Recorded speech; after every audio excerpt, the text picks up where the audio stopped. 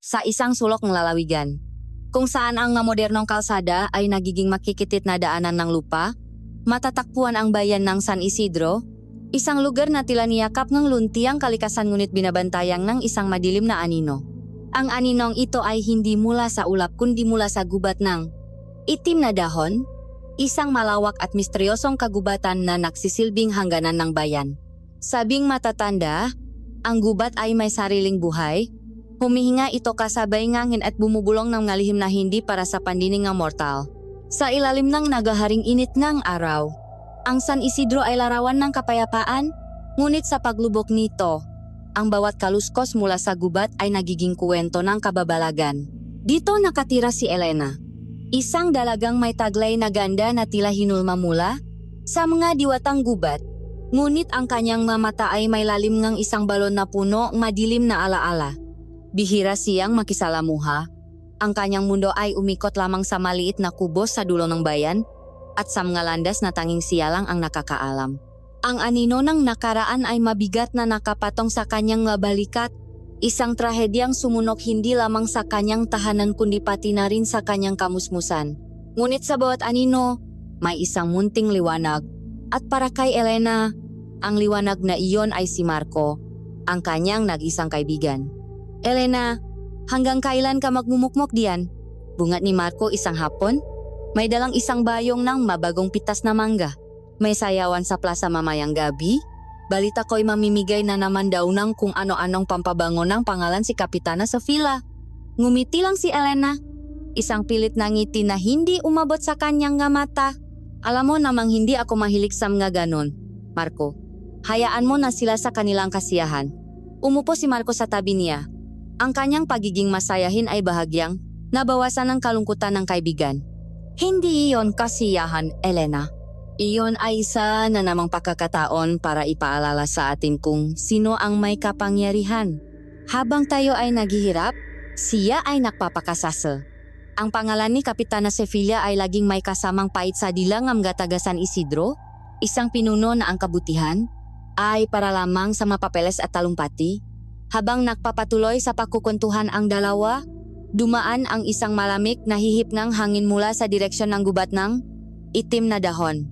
Biglang tumahimik ang paligid, kahit ang nakuliglik ay tila nakpigil ngang hininga.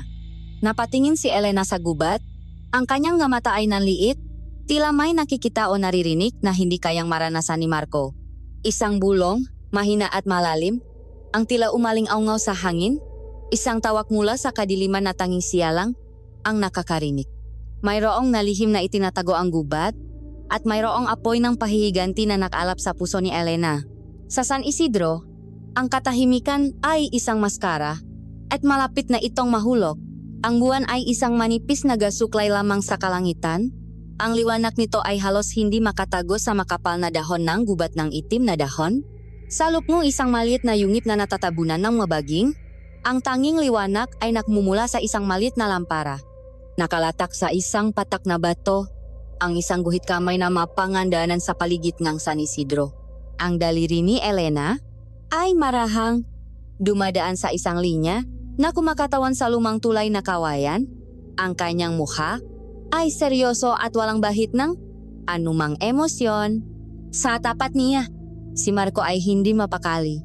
Kinakagat ang kanyang kuko habang pabalik-balik ang tingin mula kay Elena patungo sa madilim na bungangan ng yungip. Elena, pinaisipan mo na ba talagang mabuti ito? Basak ni Marco sa katahimikan. Ang kanyang boses ay nanginginig ng bahagya. Hindi ito tulad ng pananakaw ng manok sa bakuran ni Mang Tasyo. Ang makawal ni Kapitana Sevilla ang babanggay natin. May mga espada sila at mga mukhang laging galit. Tumingin si Elena mula sa mapa. Ang kanyang mamata ay tila nagliliyap sa liwanag ng lampara. Hindi ito pagnanakaw, Marco. Ito ay pagbawi. Ang dala nila ay hindi sa kanila, hindi sa kapitana. Iyon ang bigas na dapat sana ay nasa hapak ng bawat pamilya. Ang parang pinakpaguran nila sa ilalim ng araw. Kinuha niya ang isang maliit na supot na gawa sa abaka at iniabot ito kay Marco. Mabango ito. Amoy pinagalong matuyong dahon at bulaklak. Wala tayong sasaktan. Sa oras na tumawid ang kariton sa gitna ng tulay, bibigyan kita ng hudyat. Sunugin mo ito. Ang usok nito ay hindi lason. Pero sapat na para lituhin sila, para bigyan tayo ang sapat na oras. Hinawakan ni Marco ang supot. Tinitimbang-timbang ito sa kanyang palat. Paano kung pumalpak? Paano kung hindi umpekto ang, anong tawag dito? Ang iyong mabangong pampatulok. Magtitiwala ka sa akin? Sagot ni Elena. Ang kanyang boses ay mahinahon ngunit may bigat na nagpatigil sa lahat ng pag-alinlangan ni Marco. Tulad ng lagi mong pakitiwala. Tumango si Marco, huminga ng malalim at isinukbit ang supot sa kanyang baywang. Ang takot ay naroon pa rin, ngunit natatabunan na ito ng kanyang matining katapatan sa kaibigan. Ang gabi ay malalim at ang tanging maririnig ay ang huni nga ngakuliglik at ang paminsan-minsang pagaspas ng nga paniki. Nakatago sa maanino, si Elena ay gumalaw na parang isang pusa. Ang kanyang mapa ay halos walang tuno na lumalapat sa lupa. Inakyat niya ang isang mataas na puno ng akasya na tanaw ang lumang tulay. Mula sa itaas, siya ay isang anino lamang sa gitna ng maraming anino. Naghihintay. Sa ibaba, sa siksik ng mga talahip, si Marco ay nakaluhod. Nanginginig ang makamay habang hawak ang dalawang bato na gagamitin niyang pansindi. Paulit-ulit niyang sinasabi sa sarili, "Hudyat!" Hintayin ang hudyat. Hindi nagtagal. Narinig nila ang kalampak ng mga gulong ng kariton at ang yabak ng mga kabayo. 3 kawal, sakeng kabayo, ang nag-escort sa isang kariton na punong nga sako at isang baw na bakal. Sila ay nagtatawanan. Ang kanilang nga boses ay malakas at punong kayabangan. "Madaling trabaho," sabi ng isa. Ang nga taga San Isidro ay parang nga tupa. Walang palakapag kinukuha na ang kanilang nga ari-arian. "Hayaan mo sila," sagot ng isa pa. "Basta tayo ay, may malaking bahagi mula kay Kapitana, nang ang kariton ay, eksaktong nasa gitna ng tulay, isang mahinang tunok ang pumailan lang sa hangin, isang perpektong panggagaya sa huning ang isang kuwago, iyon ang hudyat." Mabilis pa sa isang kisap mata, iwinasiwas ni Elena ang kanyang itak at pinutol ang isang lubid na nakatali sa sanga. Sa ibaba, isang mekanismong gawa sa kawayan ang umikas. Isang hilera ng matutulis na patpat na kawayan ang sumibat mula sa gilid ng tulay at bumaon sa magulong ng kariton. Isang malakas na lagutok ang narinig at ang kariton ay biglang huminto at tumagilit. Nagulat ang mga kabayo at ang mga kawal ay napamura sa pagkabigla. "Ano iyon? Sino iyan?" Sigong pinuno nila. Bumubunot ng espada. Sa gitna ang kaguluhan, narinig ni Marco ang hudyat na mamadali niyang pinakumpok ang bato. Isang kislap, 2. Sa ikatlo, isang maliit na apoy ang nagliyap. Itinapat niya ito sa supot ng mga dahon. Agad na umusok ito. Isang makapal at mabangong usok na gumapang at bumalot sa buong tulay. Ang simoy ngangin ay pabor sa kanila. Tinatangay ang usok patungo sa makawal. Nagsimula silang umubo. "Anong klaseng amoy ito?" sabi ngang isa, hinahawakan ang kanyang ulo. "Nakakahilo?" ang aking paningin. Bago pa sila makabawi, isang itim na anyo ang bumaba mula sa puno. Si Elena, ang kanyang mukha ay natatakpan ng itim na tela. Tanging ang kanyang mamatang nanlilisik ang nakikita. Sa hawak niyang mahabang tungkot na yantok, sumugot siya. Ang kanyang nga kilos ay mabilis at tuloy-tuloy na parang tubig. Hindi siya naaksaya ng kahit isang galaw. Ang unang kawal ay sinubukan siyang saksakin ngunit madali niyang sinalag ito gamit ang tungkot at isang mabilis na palo sa siko ang nagpatalsik sa espada nito. Isang ikot at isang tama sa likod ng tuhod at ang kawal ay bumaksak. Ang pangalawa, na nahihilo na sa usok, ay sumuray-suray. Pinalo ni Elena ang kanyang kamay bago pa man niya mataas ang kanyang sandata. Ang huling kawal, ang pinuno, ay mas malakas. Sinubukan nito ang labanan ang epekto ng usok, sumisigaw habang sumusugot ng walang taros. Ngunit si Elena ay kalmado. Iniwasan niya ang bawat saksak umikot naghihintayng tamang tiempo nang ang kawal ay mawalan ng balanse. Isang malakas na hampas sa likod ng ulo ang nagpatahimik dito. Sa loop lamang ang ilang sandali. Ang 3 kawal ay nakahandusay na sa tulay, humihilik, ngunit ligtas at walang malubang pinsala. Lumabas si Marco mula sa kanyang pinagtataguan. Iwinawasiwas ang kamay sa harap ng kanyang muka. "Grabe ka, Elena. Nakakamangha. Samantalang ako, pakiramdam ko ay naamoy ko ang lahat ng bulaklak sa buong mundo ng sabay-sabay." Ngumiti si Elena sa ilalim ng kanyang takip. Lumapit sila sa kariton. Ang baul na bakal ay nakakandado. Gamit ang isang piraso ng bakal, madaling sinira ni Elena ang kandado. Saluk, kumikinang ang gasalaping tanso at pilak. Sa tabi nito, nakasalansan ang masakong bigas, mapinatuyong isda, at iba pang mapangunahing pangangailangan. Hindi natin kukunin lahat. Sabi ni Elena, kukunin lang natin ang sapat para may balik sa mga pinakanangangailangan.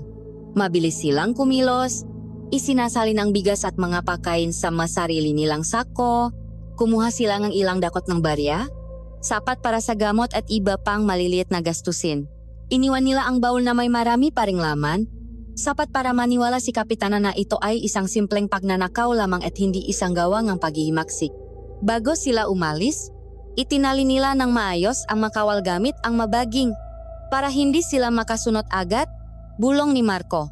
Tahimik silang naglaho pabalik sa kadiliman ng gubat, dala ang bigat ng kanilang misyon at ang pag-asa ng mataong kanilang tinutulungan. Kinabukasan, isang kakaibang balita ang gumising sa San Isidro. Ang kwentong tatlong kawal ay naging katatawanan, isang engkanto na umatake sa kanila gamit ang mahiwagang usok at isang aninong may hawak na tungkot. Ngunit ang bulong-bulungan ay napalitan ng panggigilalas ng ang mapamilyang hirap sa buhay ay magising na may mamunting handok sa kanilang mapintuan. Si Aling Sela, na ang asawa ay may sakit, ay umiyak nang makita ang isang supot ng gamot at bigas. Ang pamilya ni Mang Kading, na halos isang linggo ng lugaw lang ang kinakain, ay natakpuan ang isang buong bayong ng isda at gulay. Walang nakakaalam kung saan ito nanggaling, walang sinumang umako sa gawa. Ngunit sa mapasilyong ang palengke, sa maumpukan sa ilalim ng punong mangga, isang bagong pangalan ang isinilang, ibinubulong ng may paghanga at takot. Isang alamat na nagsisimula pa lamang isulat, ang alamat ng dalagang bandido. Lumipas ang ilang linggo mula nang unang magpakilala ang misteryo ng dalagang bandido. Ang takot sa mga kawal ni Kapitana Sefila ay napalitan ng pag-asa sa puso ng mga taga San Isidro. Ang dating katahimikan ng pagdurusa ay nabasak ng gabulungan ng paghihimaksik. Ngunit para kay Elena, ang bawat butil ng bigas na naibabalik sa mga nagugutom ay isang paalala lamang ng mas malalim na sugat na hindi pa naghihilom. Isang hapon habang nililinis niya ang isang lumang litrato ng kanyang gamagulang na masayang nakatayo sa harap ng kanilang maliit na dampa, dumating si Marco na hingal na hingal. Elena, may masamang balita. Aniya, habang hinahabol ang hininga, nasa palengke, si Mayor de Leon kanina, ipinagmamalaki niya sa lahat na napasa kanya, na raw ang lahat ng lupa sa tabing ilog. Magsisimula na raw ang pagtatayo ng kanyang bagong hacienda sa susunod na buwan. Sa pakarinig nito, nanigas si Elena. Ang hawak niyang litrato ay tila bumigat. Ang mangiti sa larawan ay naging isang sigaw na siya lang ang nakakarinig. Ang lupa sa tabing ng ilog, ang kanilang lupa. Biglang bumalik ang lahat. Ang alaala ay kasing linaw ng sikat ng araw sa umagang iyon. Siya ay isang batang paslit pa lamang. Naglalaro ng taguan sa likod ng kanyang ama habang ito ay nag-araro sa kanilang maliit na bukirin. Tandaan mo ito, munting bulaklak. Sabi ng kanyang ama, pinupunasan ang pawisano. Ang lupang ito ang ating buhay. Bawat binhing ating itinatanim dito ay isang panalangin, at bawat aning ating nakukuha ay isang biyaya. Ngunit ang panalangin ay naputol ng pagdating ng isang karwahe. Bumaba si Mayor de Leon. Nakangiti na parang isang ahas. May iwinagaywe siyang isang papel na may selyong gobyerno. Paumanhin? Ginu? Aniya sa kanyang ama?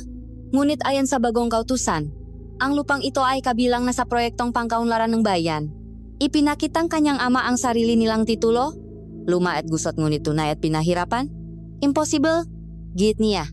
Ito ay pamana pa sa akin ng aking maninuno. Ngumisi lamang ang mayor at ang kanyang tauhan. Isang maikling pagtatalo. Isang tulak, isang suntok. Nakita ni Elena kung paano bumasa ang kanyang ama sa mismong lupang minahal nito. Ang alaala ay nagtapos sa apoy. Isang naknangalit na apoy na tumupok sa kanilang bahay, sa kanilang pangarap, sa kanyang pamilya. Iyon ay hindi sunok na dulot ng aksidente. Iyon ay sinadya. Iyon ay kasakiman na nag-apoy. Bumalik si Elena sa kasalukuyan. Ang kanyang mga mata ay nagbabaga sa determinasyon. Hindi siya magtatayo ng kahit ano sa lupang iyon. Marco, sabi niya, Ang kanyang boses ay malamig at matalim na parang patalim. Dahil ngayong gabi, babawin natin ang lahat ng kanyang ninakaw.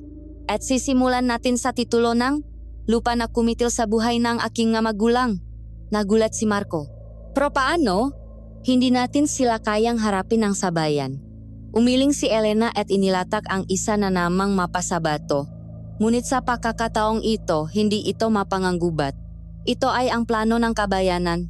Ang kanyang daliri ay nakaturo sa isang gusali, ang munisipyo. Hindi tayo makikipaglaban, sabi ni Elena. Tayo ay magnanakaw mula sa magnanakaw. Papasukin natin ang opisinang mayor. Ang gabi ay binalot ng kakaibang katahimikan. Ang munisipyong San Isidro ay nakatayo na parang isang bantayong kapangyarihan ni Kapitana Sofia at Mayor de Leon. Dalawang gwardiya ang naglalakat-lakat sa harapan. Ang kanilang maanino ay humahaba sa liwanag ng gasera. Mula sa kadiliman sa kabilang kalsada, pinapanut sila nina Elena at Marco. Sigurado ka ba talaga dito, Elena? Bulong ni Marco. Ang kanyang mangipin ay nakikiskisan sa nerbiyos. Ang pumasok diyan ay parang pagpasok sa bibig ng leon. Paano kung may makakita sa atin? Itinuro ni Elena ang isang malaking punong mangga sa gilid ng gusali. Ang ngasangan nito ay halos abot na ang balkonahe sa ikalawang palapak. Ang balkonahe ngang opisina ngang mayor. Hindi tayo gagamit ng pinto. Simpleng sagot niya. Naghintay silang tamang pagkakataon. Nang ang magwardiya ay nasa kabilang dulo ng kanilang ruta, pumulot si Marco ngang isang bato at ibinato ito ng malakas sa bubong na yero sa likod ng gusali. Isang malakas na kalabok ang umaling aungaw.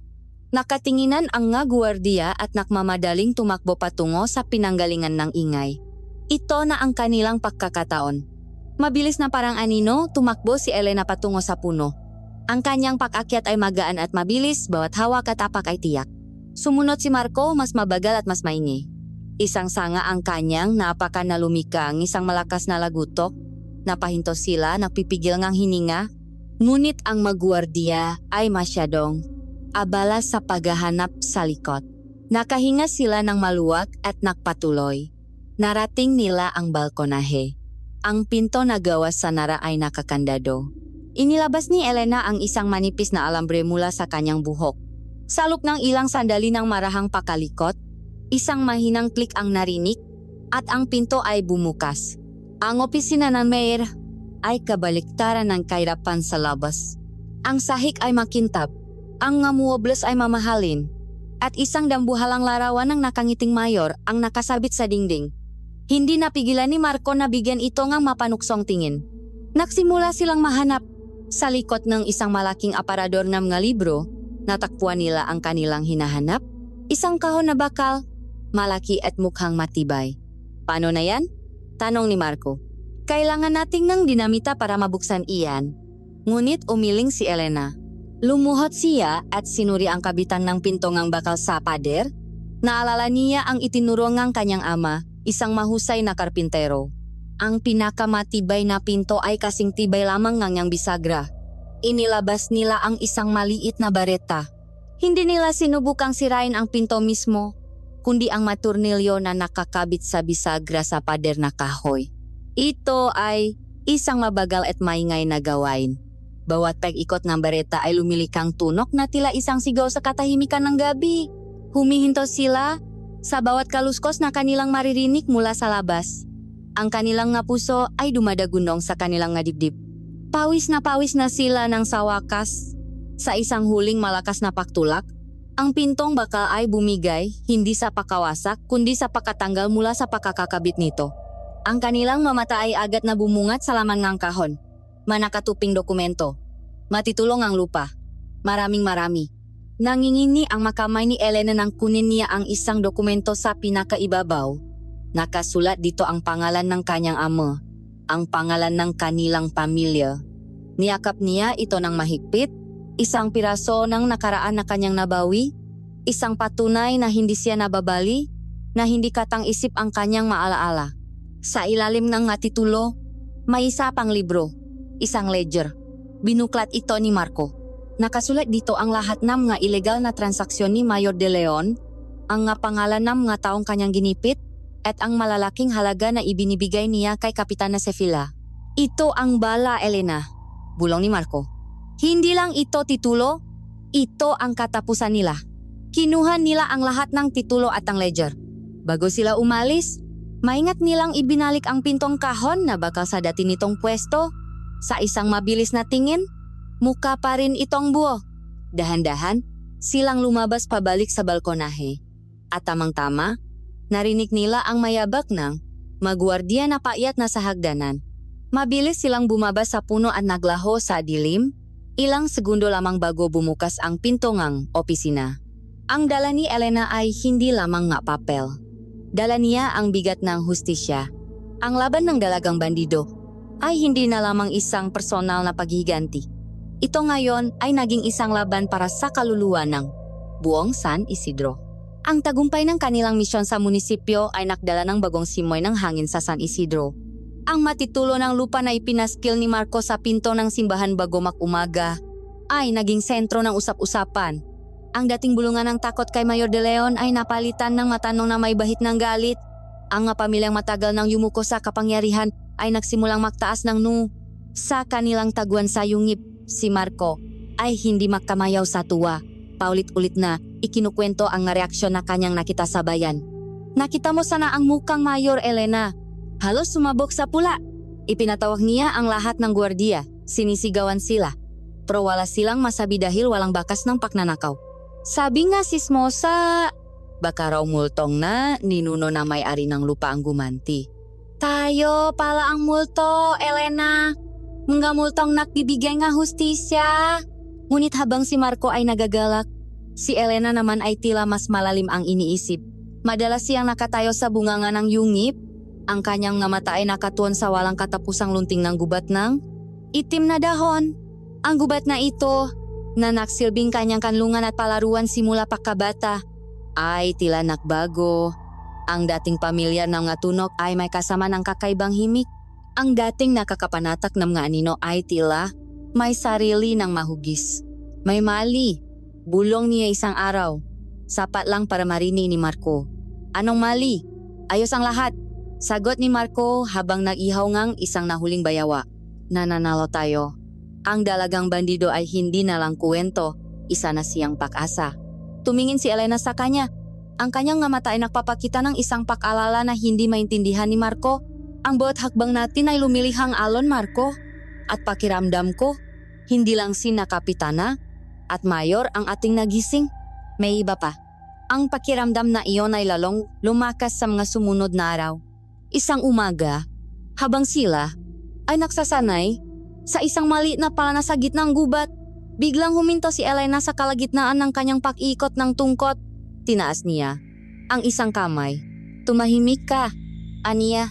Tumigil si Marco, nakikinig ng mabuti. Wala siyang marinig kundi ang banayat na hihipngang hangin at ang huningang maibon. Wala naman akong naririnig. Sabi niya, "Shh!" Sawi ni Elena. Ang kanyang ulo ay bahagyang nakatagilit.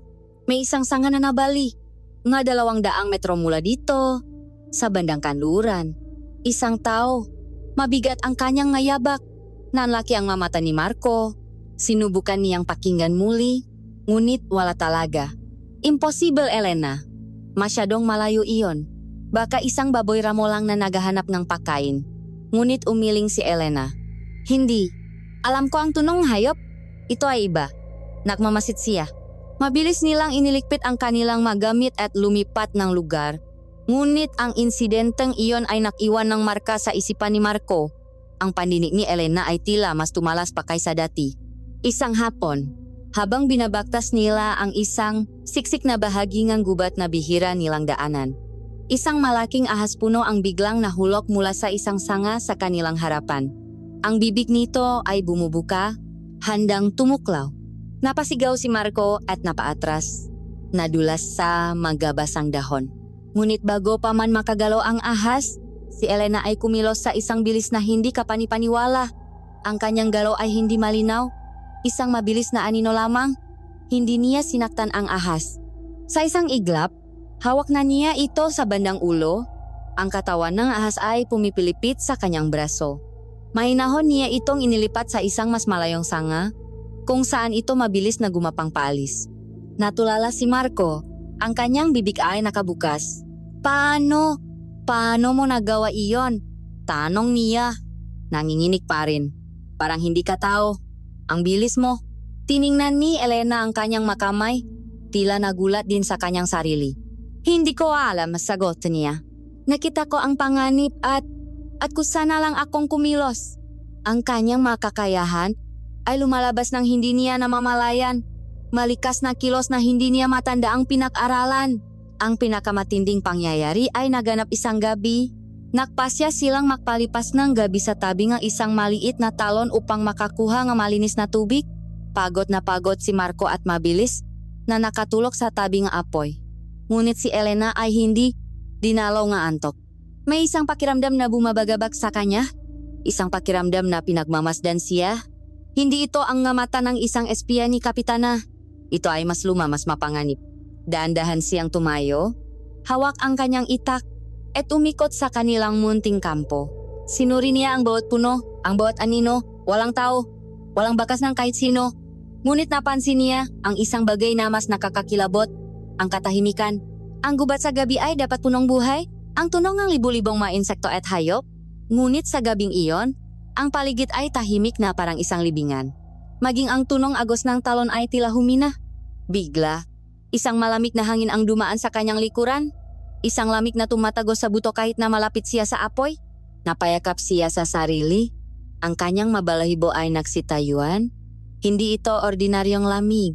Ito ay isang presensya. Isang presensya na gutom at nagmamasid. Kinabukasan, hindi na nakatiis si Marco. Nakita niya ang maitim na bilog sa ilalim ng mata ni Elena, ang pagiging balisa sa bawat kilos nito. Umupo siya sa harapan niya, ang kanyang muka ay seryoso. Elena, kailangan nating mag-usap. Panimula niya. Ano ba talaga ang nangyayari sa iyo? Mas matalas ang iyong pandinig, mas mabilis ka kaysa sa kahit sino. At ngayon, hindi ka na natutulog. Nag-aalala na ako sa iyo. Baka dala lang iyan ng pagod. Baka kailangan nating magpahinga muna. Tumingin si Elena sa kanyang kaibigan. Ang kanyang nga mata ay puno ng pakalito at takot. Sana nga pagod lang ito, Marco. Pero hindi. May nararamdaman ako. Isang bagay na matagal nang natutulog sa gubat na ito. At ang maginagawa natin ay unti-unting gumigising dito. May nga matang laging nakatingin mabulong na dinadala nga hangin. At ang pinakakinatatakutan ko ay nagsisimula na akong maintindihan ang ilan sa mga salitang iyon. Napailing si Marco, ayaw maniwala. Huwag mong sabihin na naniniwala ka na sa mga kwento ng matatanda tungkol sa mga kanto at tikbalang. Elena, tayo ay lumalaban sa mga taong sakim, hindi sa mga halimaw. Ngunit sa puso ni Elena, alam niya ang linya sa pagitan ng dalawa ay nagsisimula ng maging malabo. Tumayo siya at tumingin sa kalaliman ng gubat ng itim na dahon. Ang sikat ng araw ay hirap na tumagos sa managlalakihang puno na lumilihang managlalarong anino sa lupa. Pakiramdam niya ay hindi na siya ang nangangaso, siya na ngayon ang hinahanap at mula sa isang mataas na sanga, sa isang lugar na hindi abot ng tingin, isang pares ng matang mapula ang sandaling dumilat, tinititigan ang kanyang anyo bago muling maglaho sa kadiliman. Ang hangin ay muling umihip at sa pagkakataong ito, may isang salitang malinaw na umabot sa kanyang pandinig, isang salita na nagpatindik sa lahat ng kanyang balahibo, ang kanyang pangalan. Elena, ang mabulong sa San Isidro ay naging isang sigaw na hindi masawata. Ang pangalan ng dalagang banido ay naging simbolo ang pag-asa. Ngunit alam ni Elena na ang pag-asa ay kailangang diligin ang mas matapang na gawa. Ang pagbawi sa mga titulo ng lupa ay nakmulat sa mga tao, ngunit ang kapangyarihan ni Kapitana Sofia ay nanatiling nakatayo. Ang maugat nito ay mas malalim pa sa inaakala nila. Ang pagkataon na putulin ang isa sa maugat na iyon ay dumating sa anyo ni Mang Celso, ang matandang katerong bayan, na may lihim na paganga sa dalagang bandido. Isang gabi, habang nakabang si Marco sa isang madilim na eskinita, palihim siyang sinanyasang ng matanda. Marco, iho, aniya, ang kanyang boses ay isang pabulong na halos hindi marinig. May malaking padalangang pera na darating ngayong gabi, galing sa Maynila, para kay Kapitana, pambiling ang boto para sa eleksyon. Siya mismo ang sasalubong sa convoy. Dadaan sila sa Bambang na patay. Ang bambang na patay ay isang makitit na bangin na binabaktas ng isang tuyong ilok na napapaligiran ng matataas at malalaking bato. Isang perpektong bitak. Nang gabing iyon, sa kanilang taguan, ang mapa ay muling nailatag. Ngunit ngayon, ang plano ay mas mapanganib. Ito na ang pinakamalaking pakakataon natin, Marco, sabi ni Elena. Ang kanyang mata ay nag-aalab. Kung makukuha natin ang perang iyon, hindi lang natin may babalik sa mataw sa kanila, kundi mapipilayan din natin ang kanyang kapangyarihan. Ang plano ay simple ngunit delikado. Gagamit silanging isang maliit na pagguhongang lupa upang harangan ang daan. Si Marco ang gagawa nito mula sa itaas kung saan siya ay ligtas. Si Elena naman ang haharap sa mga gwardiya sa ibaba. Marco, pakinggan mo ako, sabi ni Elena, hinawakan ang balikat ng kaibigan. Kapag nagsimula na ang kaguluhan, anuman ang mangyari, huwag na huwag kang bababa, manatili ka sa itaas. Ang kaligtasan mo ang pinakamahalaga. Maliwanag ba? Tumango si Marco, kahit na ang kanyang puso ay kumakabog na parang tambol. May kakaibang bigat sa masalita ni Elena, isang babala na nakpatindik sa kanyang mabalahibo. Ang bambang na patay ay mas madilim at mas nakakatakot sa gabi. Ang hangin ay hindi gumagalaw at ang katahimikan ay binabasak lamang ng ngatunok mula sa kalaliman ng gubat. Sa itaas ng bangin, si Marco ay nakaposisyon sa tabi ng isang malaking tipa ng bato na maingat na inayos ni Elena para madaling maitulak. Sa ibaba, si Elena ay naglaho sa mga nino. Naging isa sa mga bato naghihintay. Hindi nagtagal. Ang tunog ng mga kabayo at karwahe ay umalinggaw-ngaw sa bangin. Ang konvoy ay mas malaki kaysa sa dati. 6 na armadong kawal at isang matibay na karwahe kung saan malamang ay naroon si Kapitana Sofia. Sa gitna ng karwahe, isang mabigat na baul na bakal ang nakakadena. Ito na iyon. Nang ang karwahe ay nasa pinakamakitit na bahagi ng bangin, ang huning ng kuwago ay muling narinig, malinaw at matalas. Iyon ang hudyat. Ginamit ni Marco ang lahat ng kanyang lakas at itinulak ang bato. Isang nakakabinging dagundong ang sumunot. Gumulong ang nga bato at lupa, bumaksak sa daanan sa harap ng konvoy. Ang daan ay sarado na. Nagsimula ang kaguluhan. Nakwala ang mga kabayo, sumisiga ang makawal. Mula sa loob ng karwahe, narinig ang matinis na sigaw ni Kapitana Sofia. Ano iyon? Tambangan! Sugurin ninyo kung sino man iyan! Mula sa kadiliman, lumabas si Elena. Ang kayamanan ng bayan ay dapat ibalik sa bayan. Sigaw niya. Ang kanyang boses ay malakas at punong kapangyarihan.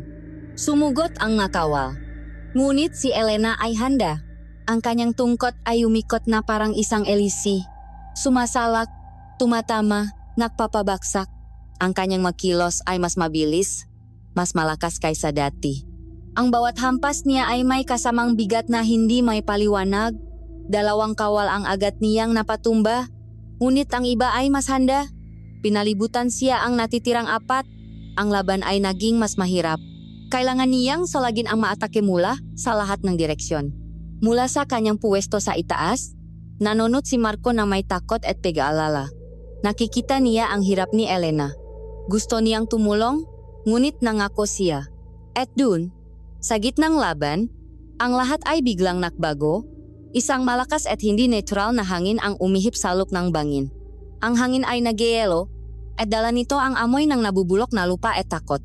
Sa isang iglap, ang lahat ng sulong nga kawal ay namatay at ang bangin ay nilamon ng halos kumpletong kadiliman at pagkatapos ay dumating ang tunok.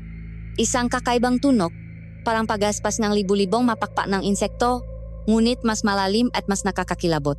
Ang makawal, na kanina lang ay matatapang, ay natigilan. Ang kanilang mga espada ay nanginginig sa kanilang nga kamay. Anong tunok iyon? Tanong ang isa. Mula sa matataas na pader ng bangin, mula sa mga siwang ng bato na kanina lang ay walang laman, may mga nagsimulang gumalaw. Hindi sila tao. Sila ay mga anyong baluktot at mahahaba ang mga braso at binti, gumagapang sa mga bato ng mas mabilis pa sa isang gagamba. Ang kanilang mga mata ay nagliliwanag sa dilim. 2 pulang tuldok na kasamaan. Si Elena ay natigilan din, ngunit hindi lamang dahil sa takot. Isang kakaibang kuryente ang dumaloy sa kanyang katawan. Ang mabulong na naririnig niya sa gubat ay ngayon isang malakas na sigaw sa loob ng kanyang isipan, isang wika na hindi niya naiintindihan ngunit alam niyang tumatawag sa kanya. Ang manilalang ay bumaba. Wala silang interes sa makawal o sa pera. Ang kanilang mamatang nagliliyap ay nakatuon lamang kay Elena. Isang kawal ang sumubok na lumaban.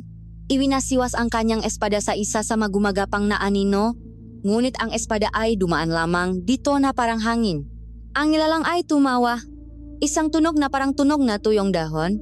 At sa isang mabilis na galaw, hinampas nito ang kawal na tumilapon at bumaksak sa mga bato. Wala ng buhay. Isa-isa. Ang nga kawal ay pinaglaruan lamang ng mahalimaw. Ang kanilang nga sigaw ay pinuno ang bangin. Sa gitna lahat ng ito, isang nilalang, mas malaki at mas mabilis kaysa sa iba, ang sumugot kay Elena. Sinubukan niyang ipagtanggol ang sarili, ngunit ang kanyang tungkot ay biglang hinablot ng isang hindi nakikitang puwersa at itinapon sa malayo. Hinawakan siya nga kamay na malamig na parang yelo, ngunit may lakas na parang bakal. Hindi siya makagalaw. Sinubukan niyang sumigaw, lumaban, ngunit ang kanyang lakas ay wala laban sa kanila. Itinaas siya mula sa lupa. At sa huling pagkakataon nakita niya ang anyo ni Marco sa itaas ng bangin. Ang muka nito ay larawan ng purong takot. Isang pangalan lamang ang lumabas sa kanyang bibig. Isang sigaw na puno ng desperasyon. Marco! Iyon ang huling narinig ni Marco. Nakita niya ang lahat. Nakita niya ang mahalimaw na anyong anino, ang matang pula, at kung paano nila kinuha si Elena. Paralisado siya sa takot. Hindi siya makagalaw. Hindi siya makasigaw. Ang kanyang tanging nagawa ay manuthabang ang kanyang kaibigan. Ang matapang na dalagang bandido ay kinakalatkat paayat sa patayong pader ng bangin na parang ito ay isang patak na lupa. Sila ay naglaho sa kadiliman ng gubat ng itim na dahon na nag-iwan lamang ng alingaw-ngaw ng sigaw ni Elena. At pagkatapos, katahimikan. Ang hangin ay bumalik sa normal. Ang mahalimaw ay naglaho na parang isang masamang panaginip. Ang natira na lamang ay ang mapatay na kawal, ang sirang karwahe, at ang baulang pera na hindi man lang nagalaw sa itaas ng bangin. Si Marco ay naiwang mag-isa, nanginginig sa isang sulok. Ang luha ay walang tigil na dumadaloy sa kanyang pisngi. Wala na si Elena. Ang kanyang kaibigan ay hindi binihang nga kawal, kundi kinuha nga halimaw mula sa pinakamasamang bangungot. Ang kanilang laban para sa hustisya ay natapos na. At isang bago, mas madilim na laban ang nagsimula na. Ang pagising ni Elena ay hindi isang biglaang pakmulat ng mata, kundi isang mabagal na pagbabalik mula sa isang malalim at madilim na karagatan ng kawalan. Ang una niyang naramdaman ay ang amoy. Isang pinahalong amoy ng basang lupa, nabubulok na mga dahon, at isang bagay na kakaibang tamis tulad ng prutas na sobra na sa pagkahinok. Pagkatapos ay ang tunok. Ang marahang patak ng tubig na bumabagsak sa bato. Isang tunok na umulit-ulit, na parang isang orasan na sumusukat sa walang hanggang kadiliman. Mayroon ding mamahinang kaluskos at pagaspas na umugong sa dikalayuan. Matunok na hindi pamilyar sa kanyang pandinig. Sumunod ang pakiramdam, ang lamig at gaspang ng bato sa kanyang likuran, at ang mahigpit na pagkakatali sa kanyang makamay at paa. Hindi ito lubit. Ito ay mangga baging na matibe at tila may sariling buhay. Humihigpit sa bawat pagsubok niyang gumalaw. Sa wakas, unti-unti niyang iminulat ang kanyang mamata. Ang una niyang nakita ay hindi kadiliman, kundi isang mahina at gumagalaw na liwanag. Ang kanyang paningin, na malabo pa sa simula, ay dahan-dahang luminaw.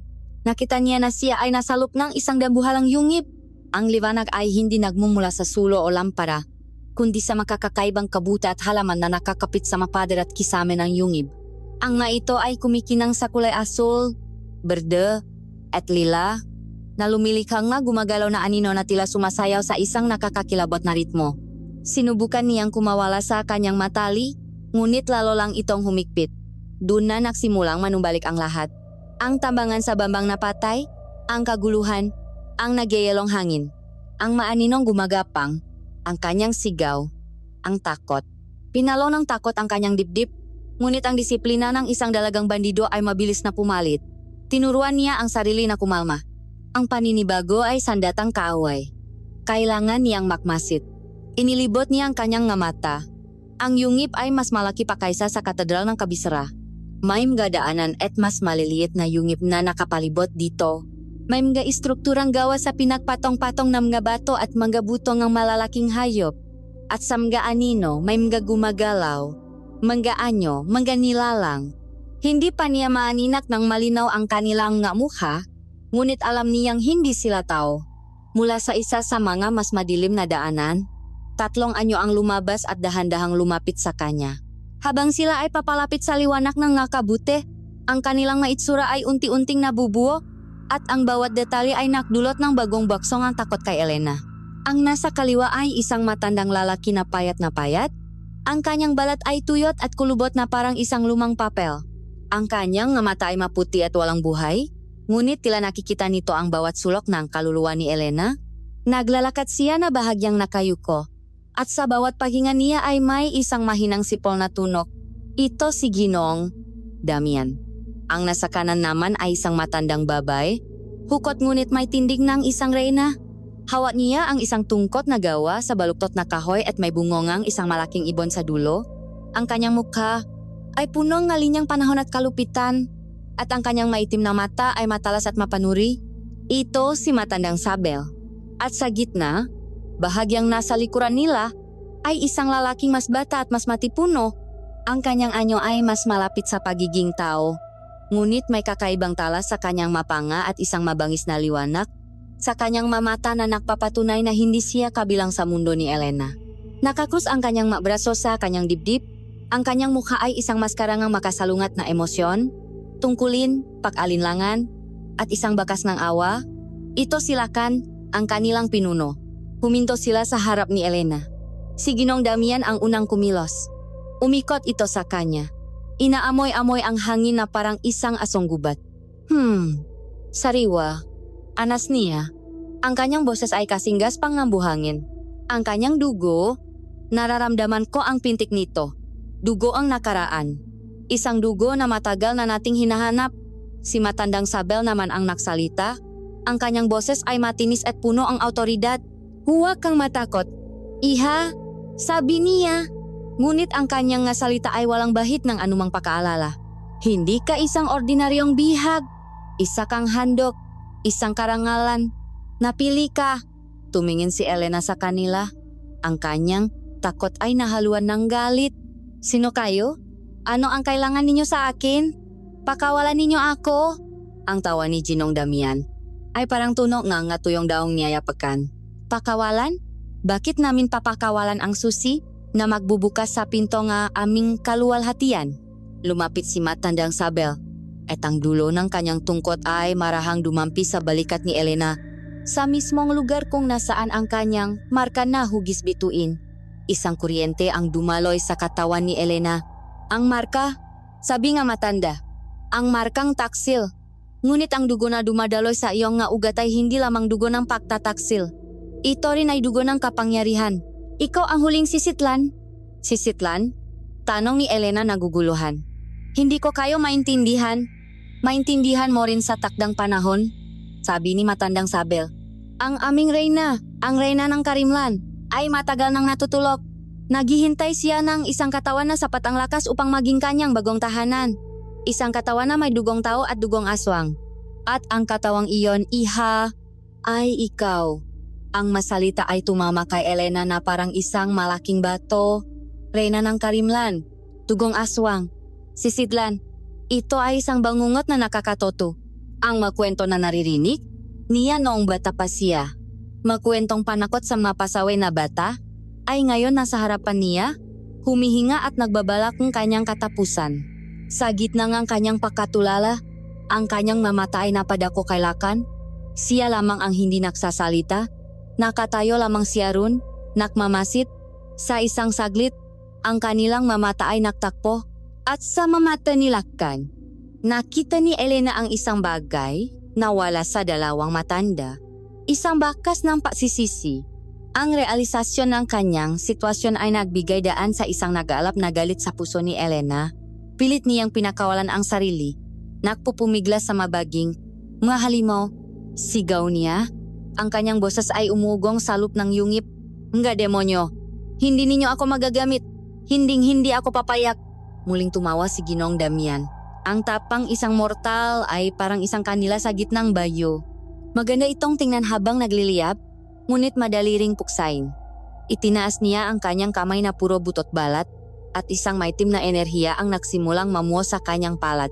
Ngunit bago pa man niya may tutok ito kay Elena, isang braso ang humarang sa kanya. Silakan. Sa wakas ay kumilos na siya. Tama na po, Ginong Damian. Sabi ni Lakan, ang kanyang boses ay kalmado ngunit may diin. Kailangan natin siyang buo at malakas para sa ritual.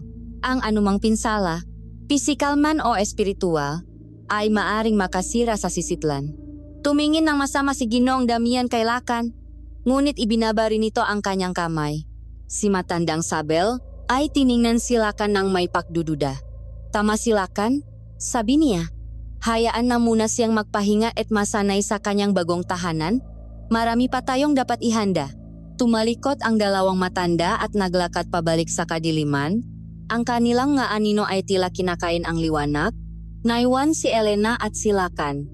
Muli, naktama ang kanilang nga mata. Walang salitang namutawi sa kanilang malabi. Ngunit sa katahimikan na iyon, isang hindi nakikitang mensahe ang naiparating. Isang mensaheng hidwaan. Nang isang laban na hindi pa nagsisimula, at marahil, isang maliit at halos imposibleng sinang ng pag-asa. Tumalikot na rin si Lakan at naglakad paalis. Iniwan si Elena na mag-isa sa kanyang mata ni Kala, sa gitna ng isang kaharian ng halimaw.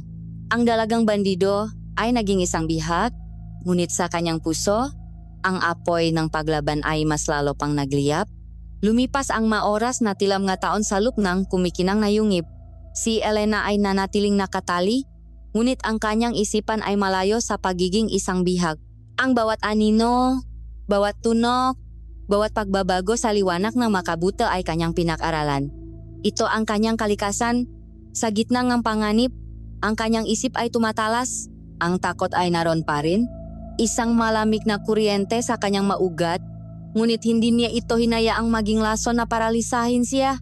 Sa halip, ginawa niya itong isang gatong. Pinapaningas ang kanyang determinasyon na makaligtas. Habang siya ay abala sa pag-isip ng isang imposibleng paraan para makatakas, isang anyo ang muling lumitaw mula sa kadiliman. Silakan. Nag-iisa siya ngayon. At sa kanyang makamay ay may dala siyang isang mangkok na gawa sa pinakinis na bao at ilang kakaibang prutas na kulay lila. Dahan-dahan siyang lumapit.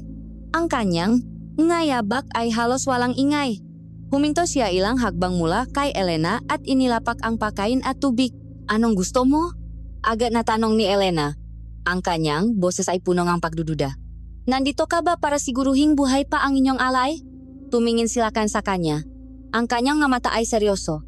Nandito ako dahil kahit ang isang nakatali ay kailangang uminom at kumain. Sagot niya.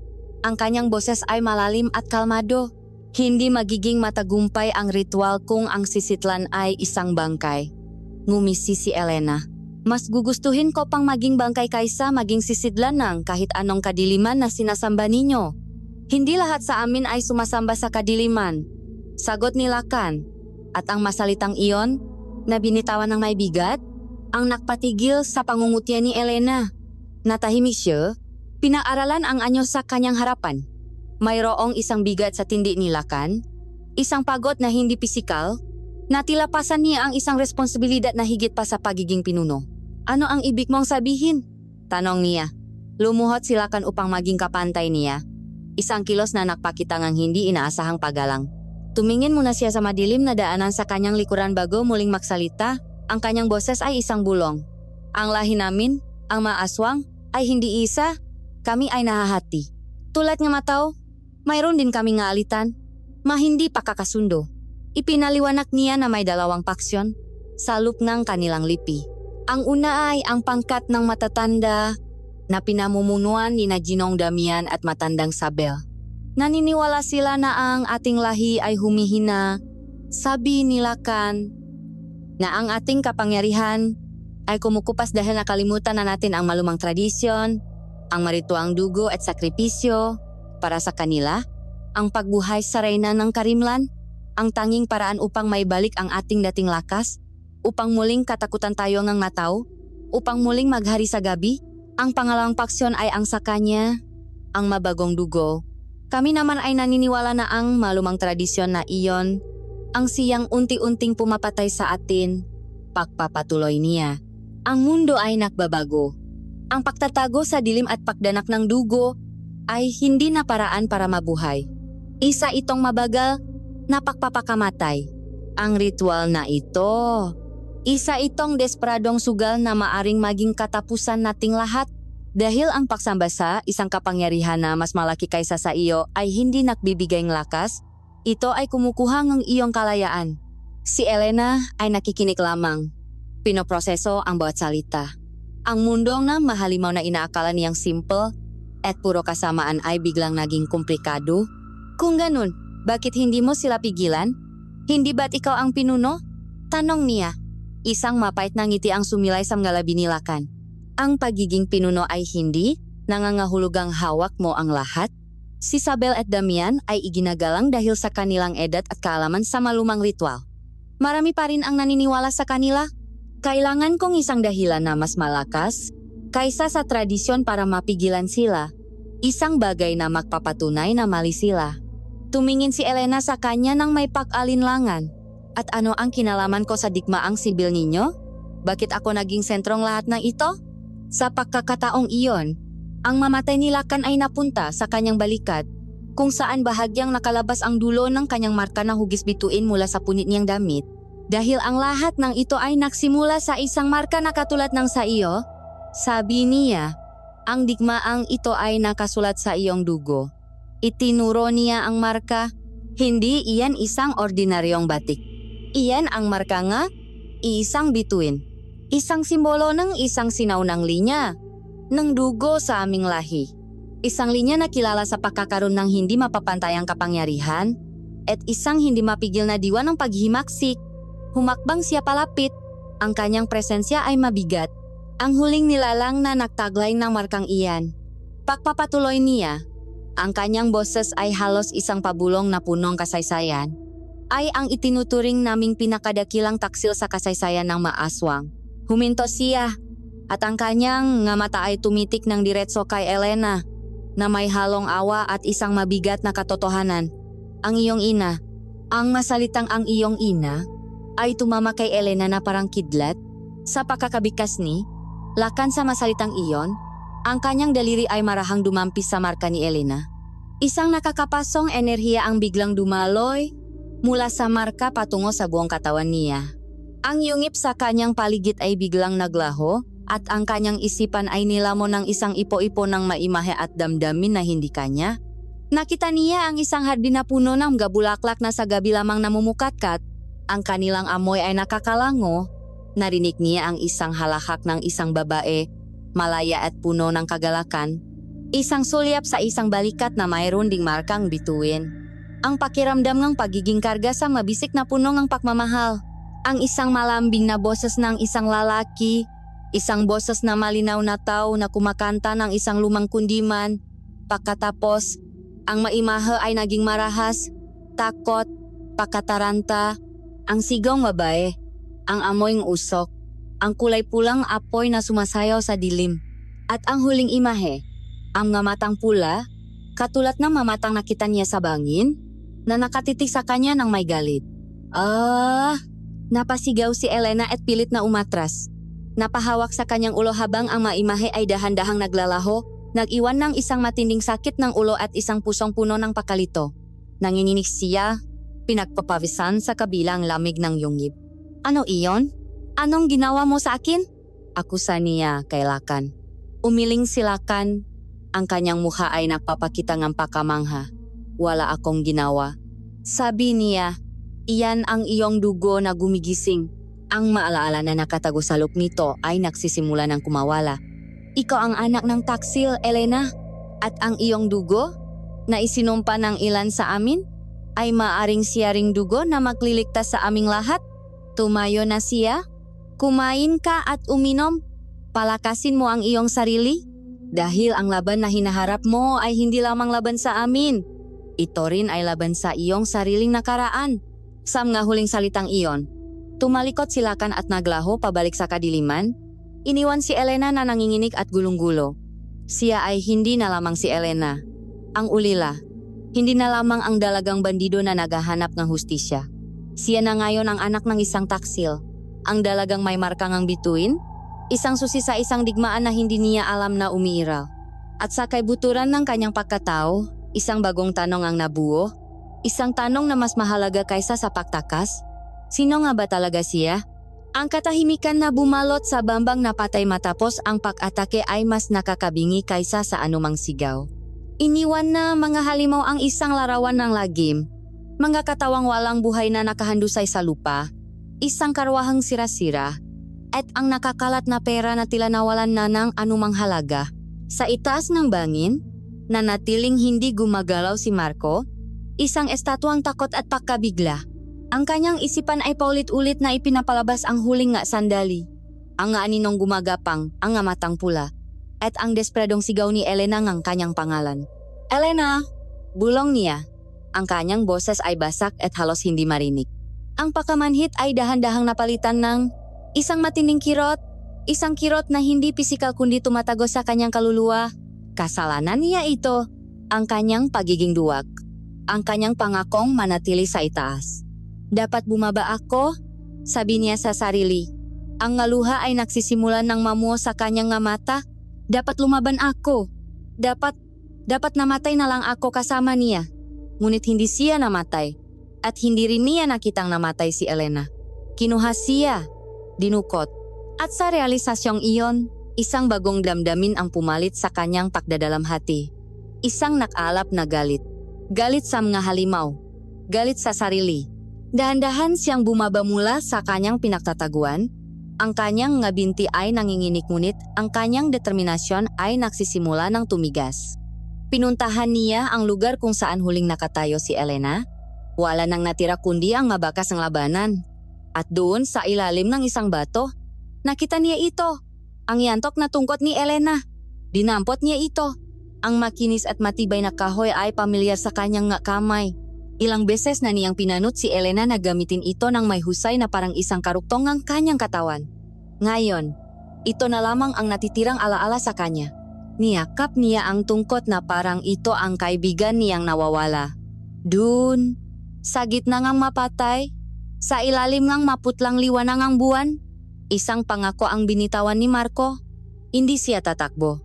Hindi siya uuwi sa San Isidro upang magtago. Hanapin niya si Elena. Kahit na ang kapalit nito ay ang kanyang sariling buhay. Ang paksikat na araw ay nagbigay liwanag sa gubat ng itim na dahon. Ngunit sa halip na magdulot ng kapanatagan, mas lalo lamang nitong ipinakita kung gaano kasukal at kapanganib ang gubat. Para sa lahat ng taga San Isidro, ang gubat na ito ay isang lugar na iniwasan, isang lugar na pinamumugaran ng mga engkanto, maligno, at kung ano-ano pang nilalang na binabanggit lamang sa mga kuwentong bayan. Si Marco, na dati-rati ay laging tumatawa sa mga pamahing ito, ay ngayon nakatayo sa hangganan nito. Ang bawat kuwento ng katatakutan ay bumabalik sa kanyang isipan. Ang hangin na nakmumula sa gubat ay malamig at may dalang amoy nga nabubulok na halaman. Tumingin siya sa likuran, sa direksyon ng San Isidro na payapa pa sa umaga. Pwede pa siyang bumalik, makunwaring walang nangyari. Ngunit pagkatapos ay tumingin siya sa hawak niyang tungkot. Hindi. Huminga siya ng malalim. Isinugbit sa likod ang kanyang maliit na supot na naglalaman ng kaunting pagkain, tubig, at ang kanyang pansindi, at humakbang papasok sa kadiliman ng mapuno. Ang unang ilang oras ay isang pagsubok sa kanyang katatagan. Ang gubat ay tila laban sa kanya. Ang ngabaging ay tila humahablos sa kanyang nga paa. Ang ngatinik ay kumakapit sa kanyang damit. Ang katahimikan ay nakakabingi. Walang huning ang ibon, walang ingay ng mga insekto. At pagkatapos, nagsimula ang mga laro nga isipan. May naririnig siyang mga kaluskos sa kanyang likuran. Ngunit sa tuwing lilingon siya, wala siyang makita. May maanino sa gilid ng kanyang paningin na biglang naglalaho kapag tinitingnan niya. At ang pinakamasama sa lahat, paminsan-minsan, naririnig niya ang isang bulong na dala ng hangin. Isang bulong na parang boses ni Elena. Marco, tulong! Napapahinto siya. Sumisigaw ang pangalan niya. Ngunit ang tanging sumasagot ay ang alingaungaw. Pinipilit niyang maging matatag. Kinakausap niya ang sarili para hindi siya mabaliw. Okay Marco, mag-isip kang mabuti. Kung ikaw ay isang halimaw na kumitnap sa pinakamatapang na babae sa buong mundo, saan mo siya itatago? Sabi niya sa malakas na boses. Siyempre, sa pinaka-nakakatakot na lugar na mahahanap mo. Tama? Nasa tamang landas ako. Ginagamit niya ang lahat ng kanyang natutunan sa pangangaso kasama ang kanyang yumaong ama. Naghahanap siyang mabakas. At nakakita nga siya. Mga bakas na hindi gawangan tao, hayop. Mga bakas na may mahabang kuko, malalim ang pakakabaon sa lupa, sinundan niya nga ito. Dinala siya nito sa mas malalim na bahaging ang gubat. Sa mga lugar na hindi na nasisikatan ng araw. Lumipas ang isang araw at isang gabi. Ang kanyang pakain at tubig ay paubos na. Ang kanyang katawan ay puno nga galos at sugat. Ngunit hindi siya sumuko. Ang pag-iisip na si Elena ay nag-iisa at nasa panganib ang nagbibigay sa kanyang lakas. Isang hapon, habang siya ay hirap ng naglalakad, naamoy niya ito. Ang kakaibang amoy na naamoy niya nun sa bangin. Ang amoy ng nabubulok na lupa at ang matamis na amoy ng kamatayan. Naging alisto siya. Dahan-dahan siyang gumapang sa mga halaman. At doon, sa isang maliit na lawa-lawaan, nakita niya ang isang grupong manilalang na iyon. Sila ay umiinom mula sa maitim na tubig ng lawa. Ang kanilang maanyo ay mas malinaw ngayon sa liwanag. Balat na kulay abo. Makatawang payat ngunit maskulado. At mangmukhang walang ilong. Tanging mabutas lamang. At isang bibig na punong ng matatalim ng ngipin. Muntik na siyang masuka sa takot. Nagtago siya sa likod ng isang malaking puno. Pinipigilan ang kanyang pahinga. Hinintay niyang umalis ang nga ito at pagkatapos ay sinundan niya ang kanilang pinuntahan. Dinala siya nito sa paanan ng isang malaking pader na bato na natatakpan ng makakapal na baging. Mukha itong isang ordinaryong pader ng bundok. Ngunit napansin ni Marco na ang maibon ay hindi lumalapit dito. May kakaibang enerhiya na nakmumula sa lugar. Maingat niyang hinawi ang mga baging at sa likod nito, isang madilim na butas ang bumungat sa kanya. Ang bungangangang isang yungip. Ang amoy ay mas matindi mula sa loob. Ito na yon. Natakpuan niya. Hindi siya pumasok. Alam niyang iyon ay isang pagpapakamatay. Sa halip, naktago siya sa dikalayuan, nakmamasit, nakisip ng isang plano. Ngunit ang kanyang pagod at gutom ay umabot na sa sukdulan. Habang siya ay nakatutok sa bunganga ng yungip, hindi niya namalayan ang isang anino na tahimik na gumapang sa kanyang likuran. Hindi niya ito narinig. Hindi niya ito naramdaman. Huli na ang lahat ng isang kamay na malamig na parang yelo ang biglang tumakip sa kanyang bibig, pinipigilan ang kanyang sigaw. Isang braso na kasing tigas ng bakal ang pumulupot sa kanyang katawan. Tinatanggalan siya ng kakayahang gumalaw. Nakpumigla siya sinipa, kinagat ang kamay, ngunit wala itong epekto. Ang kanyang lakas ay parang lakas ng isang sanggolaban sa isang higante. Kinalatkat siya papasok sa madilim na yungip. Ang huli niyang nakita sa labas ay ang isang piraso ng asul na langit sa pagitan ng mga dahon. At pagkatapos kadiliman, ibinagsak siya sa matigas na sahig ng yungip. Nahihilo siya at nalalabo ang kanyang paningin. Ngunit habang unti-unting bumabalik ang kanyang paningin sa tulong na kumikinang nakabute, isang anyo ang kanyang nakita sa kabilang bahagi ng yungip. Isang anyong nakatali rin. Isang anyo na pamilyar sa kanya. Itinaas ng anyo ang ulo nito. Ang kanilang nga mata ay naktakpo sa gitnang katatakutan at pagkabigla. Si Elena, buhay siya? Natakpuan niya siya. Ngunit sa kanyang paghahanap, siya mismo ay nahulog sa bitak. Silang dalawa ngayon ay makasama na muli. Mabihag sa puso ngang kaharian ng mga halimaw. Ang muling pakikita ni na Elena at Marco ay malayo sa isang masayang takbo.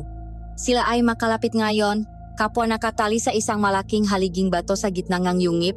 Ngunit ang kanilang distansya ay tila isang malawak na bangin ng kawalan ng pag-asa.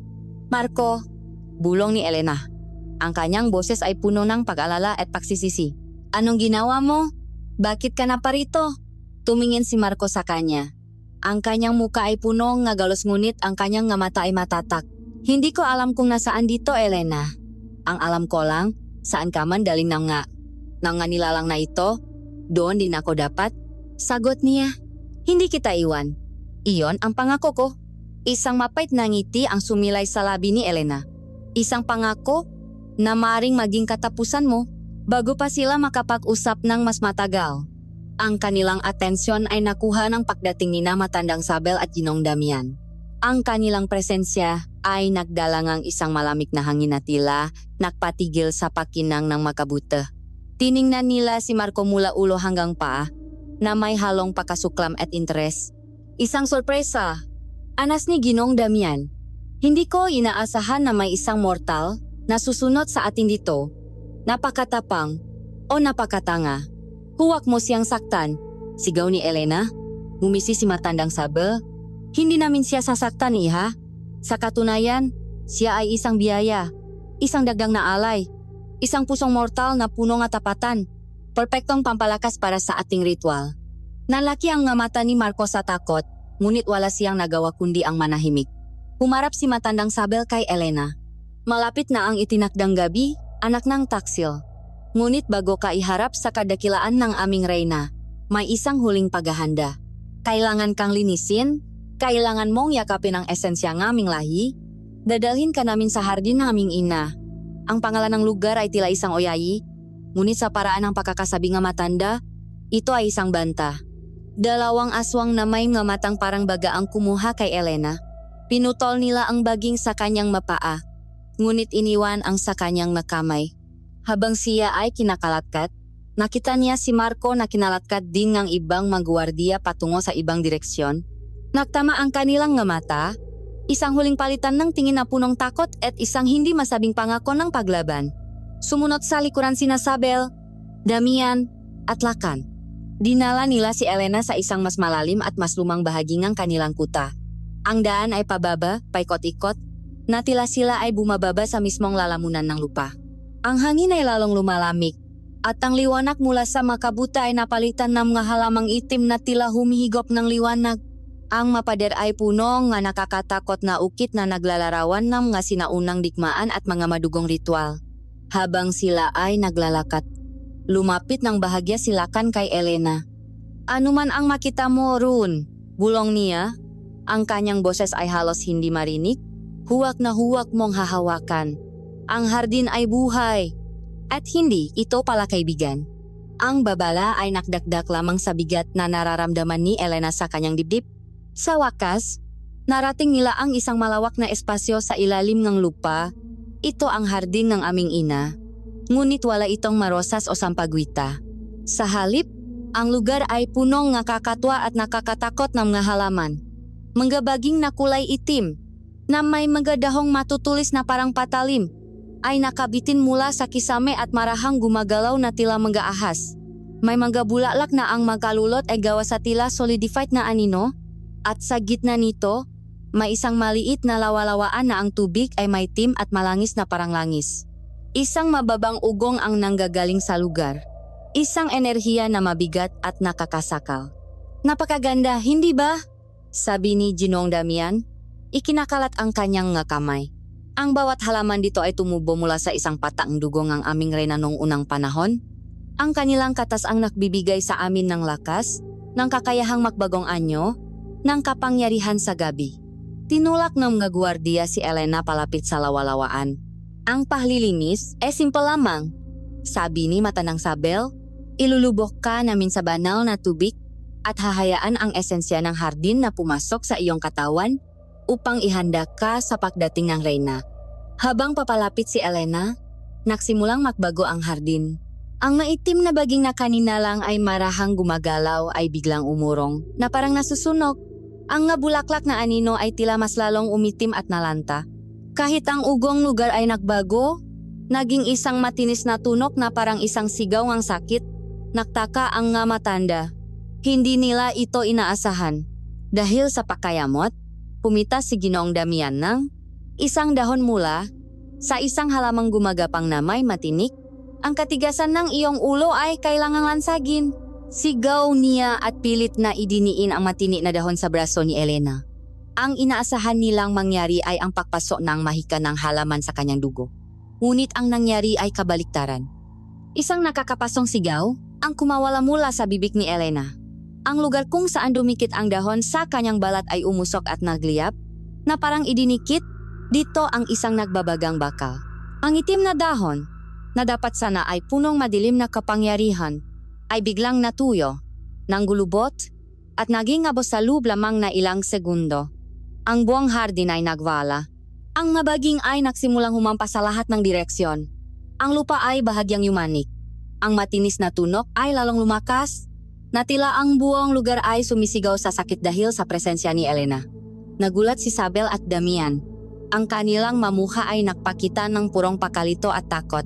Impossible! Bulong ni Sabel. Ang banal na hardin ay isinusuka siya. Bakit? Anong klaseng nilalang siya? Sa gitnang sakit, naramdaman ni Elena ang isang bagong lakas na dumadaloy sa kanyang katawan. Isang lakas na hindi niya kontrolado. Hindi ito ang lakas ng isang aswang. Ito ay iba. Ito ay isang bagay na dalisay at nakalap. At ito ay galit na galit sa kadiliman na nakapalibot sa kanya. Sa gitna ng aguluhan, nakita ni Lakan ang kanyang pakakataon. Mabilis siyang kumilos, humarang sa pagitan ni Elena at ng dalawang matanda. Kinalagan niya ang tali sa kamay ni Elena. Hindi niyo ba nakikita? Sigaw niya. Ang kanyang boses ay umalingaw-ngaw sa nagwawalang hardin. Hindi siya angkop na sisidlan. Ang hardin mismo ang nagsasabi sa atin. Tinatanggihan siyang kadiliman dahil ang dugo niya ay hindi puro.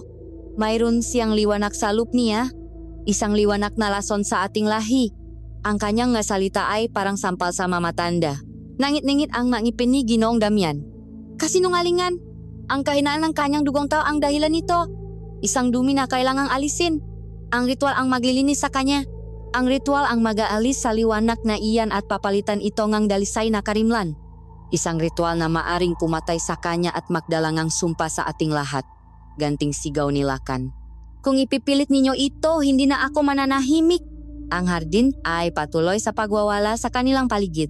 Ang tensyon sa pagitan nina, Lakan at na mamatanda ay sumabog na. Hindi na ito isang simpleng hindi pakakasundo. Ito na ay isang hayagang paksuwe. Si Elena, nakaluhod sa lupa at hawak ang kanyang nasusunok na braso, ay nakatingin sa kanilang tatlo. Sa gitna ng sakit, isang katotohanan ang naging malinaw sa kanya. Hindi siya isang simpleng bihak na naghihintay ng kanyang kamatayan. Siya ang sentrong bagyo. At sa kauna-unahang pagkakataon, naramdaman niya na ang kakaibang dugo na dumadaloy sa kanyang nga ugat ay hindi isang sumpa, kundi isang sandata. Ang hangin sa loob ng pangunahing yungip ay mabigat at punong ng tensyon. Ang dating tahimik na kuta ay ngayon isang templong ng nagbabadiyang kadiliman. Isang malaking altar na gawa sa itim na bato ang itinayo sa gitna at sa sahig sa palibot nito ay may masimbolo na ipininta gamit ang dugo. Ang lahat ng aswang na kabilang sa pangkat ng matatanda ay nagtipon, ang kanilang nga muha ay seryoso at ang kanilang nga mata ay nagpapakita ng isang panatismo na nakakakilabot. Ang kanilang sabay-sabay na pag-awit ng isang sinaunang dasal ay lumika ng isang mababang ugong na tila yumanik sa buong yungip. Sa kabilang nangyari sa hardin, sina Sabel at Damian ay desididong ituloy ang ritual. Ang pagtanggi nga hardin ay para sa kanila isang pagsubok lamang, isang patunay na kailangang pilitin ang paglilinis sa dugo ni Elena. Ang kanilang desperasyon ay ginawa silang mas mapanganib. Kinalatkat si Elena ng dalawang malalaking aswang patungo sa altar. Ang kanyang katawan ay pagod at masakit pa rin mula sa pagkapaso sa hardin, ngunit ang kanyang mamata ay nagliliyap sa pagsuway. Hindi na siya ang biktimang walang muwang. Alam na niyang mayroon siyang sandata sa loob niya. Kahit hindi pa niya ito lubos na naiintindihan. Sa isang sulok, nakatayo sila kan kasama ang kanyang mapinakamatapat na mandirigma. Kakaunti lamang sila kumpara sa masumusunod sa mga matanda. Ang kanilang makamay ay nasa kanilang masandata. Ang kanilang makatawan ay handa. Naghihintay ng tamang pagkakataon. Alam nila ka na ang hayagang pag-atake ay isang pagpapakamatay. Kailangan niya ng isang kaguluhan, isang pagkakataon para baliktarin ang sitwasyon. Simulan na, utos ni matandang Sabel. Ang kanyang boses ay matinis at tumatagos sa ugong ng dasal. Itinulak si Elena at ipinahiga sa malamig na ibabaw ng altar. Hinawakan ng magwardiya ang kanyang nga braso at binti, pinipigilan ng anumang paglaban. Pagkatapos, isa pang nilalang ang kinalatkat papasok.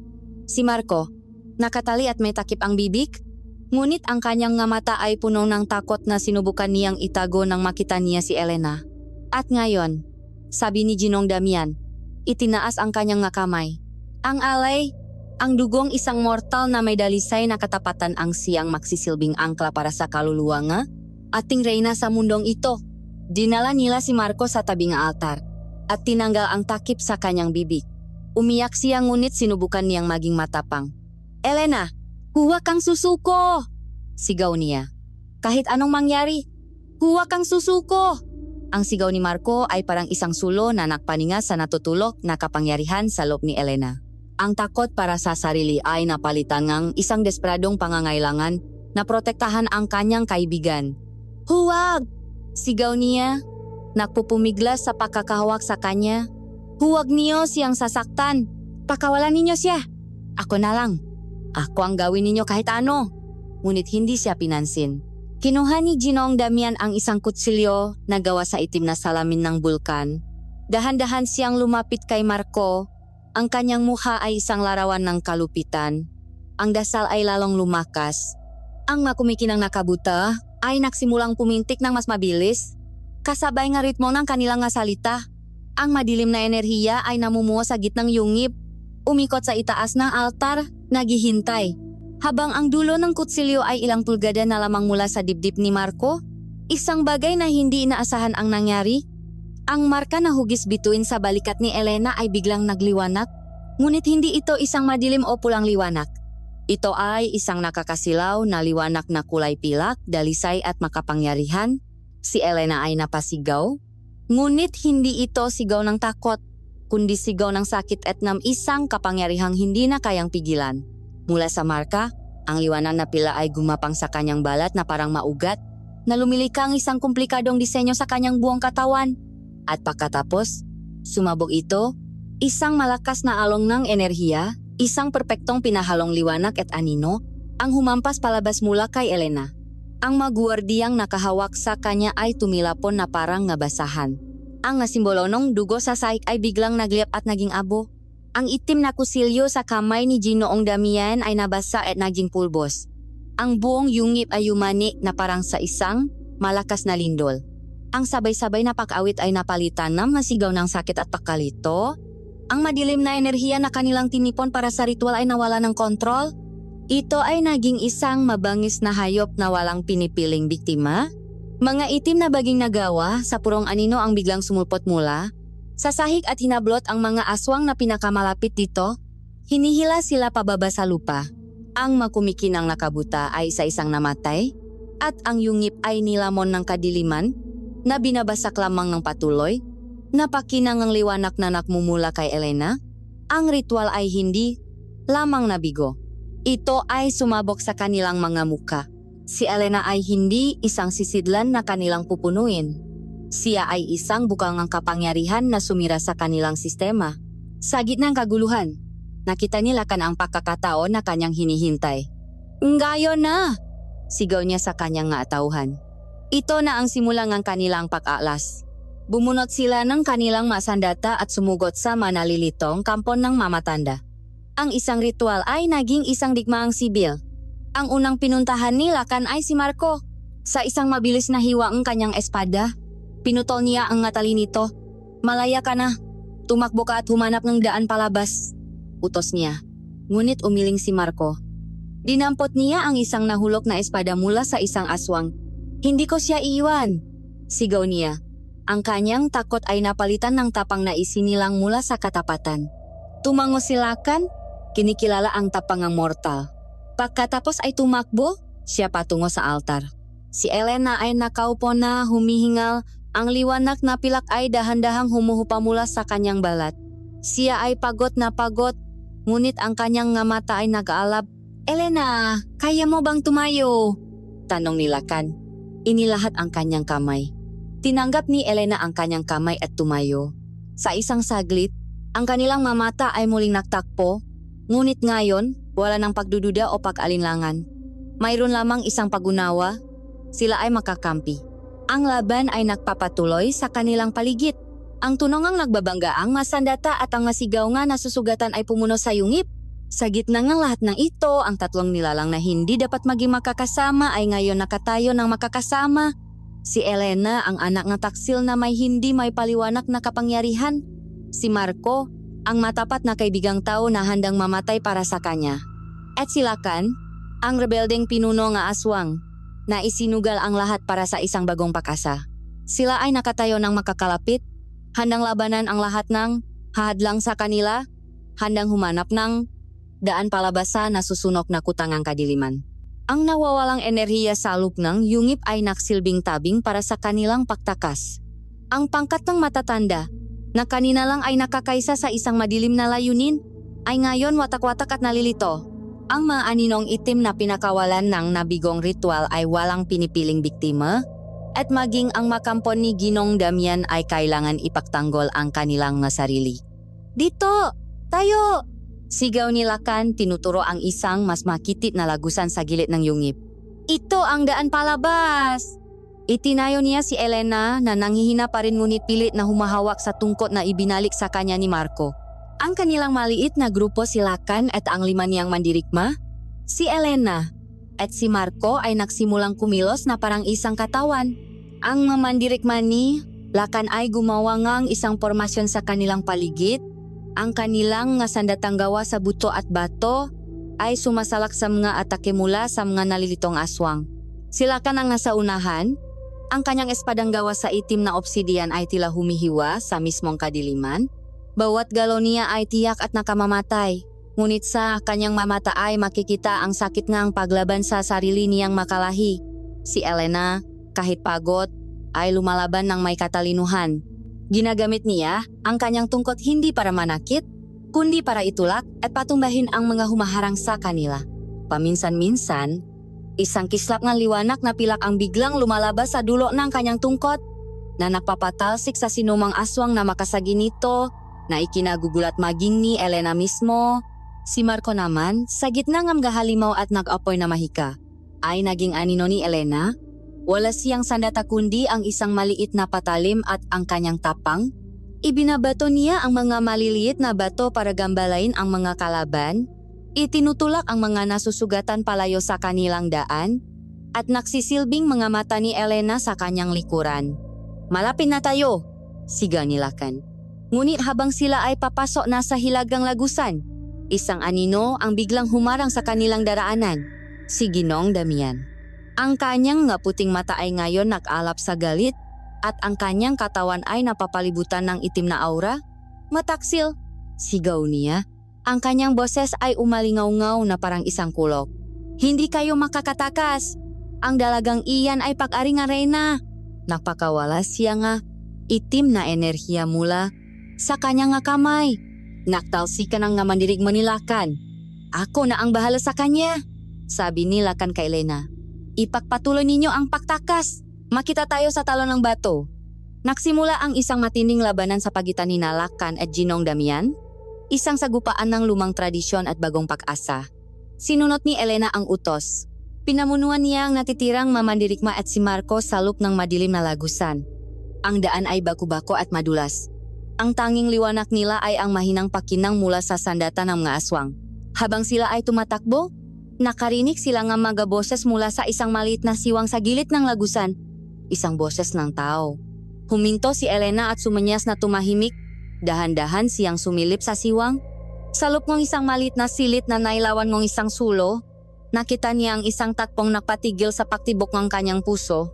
Si Ginong Damian, na hindi niya alam kung paano nakasunod agad sa kanila, ay kausap ang isang taong nakabalabal.